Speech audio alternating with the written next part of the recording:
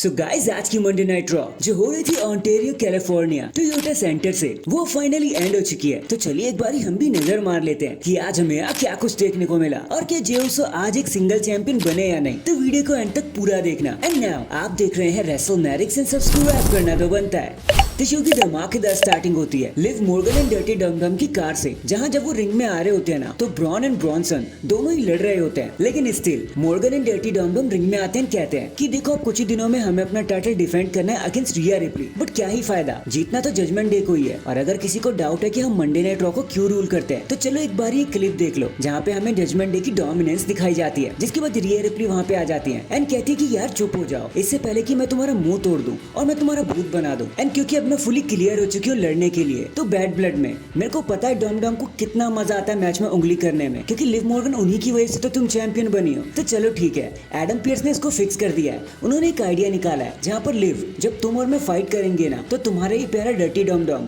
Sharp cage में बंद हो जाएगा। और हाँ, जाते जाते ये भी लेते जाओ। और वो लिव मॉर्गन को एक हेडबट लगा देती है। और ये सेगमेंट इसी न्यूज के साथ यहीं पर खत्म हो जाता है। नेक्स्ट हमें नाइट का सबसे पहला मैच देखने को मिलता है, Ludwig Kaizer versus Sami Zayn के बीच में। एक धमाकेदार मैच। अब देखो मैच तो सैमी ज़ेन जीत जाते हैं, लेकिन तभी वहाँ पर गंथर आ जाते हैं पूरी फाइट मोड में और कहते हैं कि सैमी तुझे लड़ना ही है ना, तो चल ठीक है, ओंटारियो से बेस्ट जगह भी कोई नहीं हो सकती, तो मैं फाइनली तेरे चैलेंज का तुझे आंसर कर ही देता हूँ। और आंसर है नहीं। जिसके बाद वो हंसते हुए सैमी ज़ेन का पपलू बनाते हुए वहाँ से चले जाते हैं। देन एक मैसिव एक मैसिव बैकस्टेज मूवमेंट के बाद हमें एक सिंगल्स मैच देखने को मिलता है बिटवीन ड्रैगन ली और कार्लिटो के बीच में। बताने का कुछ भी खास नहीं है, थोड़ा बहुत रायता फैला एंड सरप्राइजिंगली आज रे मिस्टीरियो की मदद से विक्ट्री ड्रैगन ली को मिल जाती है। इसके बाद हमें Bronson read versus the Miz के बीच में एक सिंगल्स मैच देखने को मिलता है। लेकिन मैच शुरू होने से पहले ब्रॉन स्ट्रोमैन रीड्स पर अटैक कर देते हैं और ये हैवी हिटर्स एक बार फिर से लड़ना शुरू कर देते हैं। ऑफिशियल्स या सिक्योरिटी गार्ड सबको मार खानी पड़ती है इनके हाथों से। वो तो एडम पियर्स ने आके इनको शांत कर दिया, नहीं तो ये रिंग को भी तोड़ देते और स्टेडियम को भी तोड़ देते। नेक्स्ट हमें ड्रू मैकिंटायर देखने को मिलते हैं, जो रिंग में आते हैं,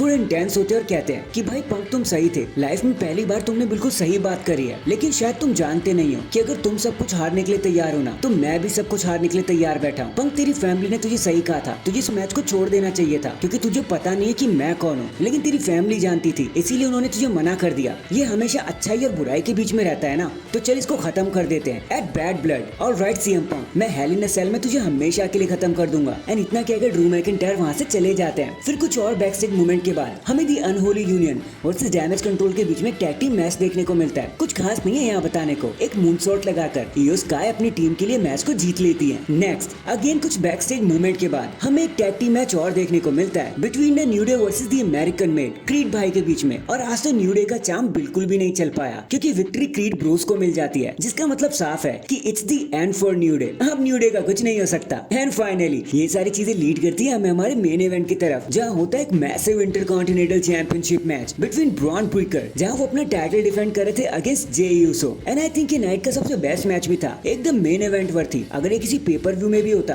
तो भी मेन इवेंट कर लेता। एंड एक क्लासी फाइट दी दोनों ने एक दूसरे को, बट आखिरकार जे यूसो का इंतजार खत्म होने वाला था, क्योंकि कुछ स्पीयर एंड एक ऊसो स्प्लैश लगाकर 3 काउंट हो जाते हैं एंड जे यूसो अपना पहला सिंगल टाइटल जीतने में कामयाब हो जाते हैं, which is the intercontinental championship. Pyros and celebration उसके बाद हमें देखने को मिलता है, बट इसके लिए एक इंपॉर्टेंट चीज भी है जो हम आगे आने वाली वीडियो में कवर भी करेंगे, तो इसके लिए चैनल को लाइक एंड सब्सक्राइब कर देना। एंड डैंग, इसी के साथ हमारी मंडे नाइट रॉ यहीं पर खत्म हो जाती है। वैसे आपको इस मैच के बारे में क्या कहना था, इस नाइट के बारे में क्या कहना था, कमेंट करके जरूर बताना। एंड अगर चैनल पर नए हैं तो चैनल को अभी लाइक एंड सब्सक्राइब कर दो। बाकी मैं मिलता हूँ आपसे किसी और अपडेट के साथ, अब तक के लिए अपना ख्याल रखें और खुश रहें।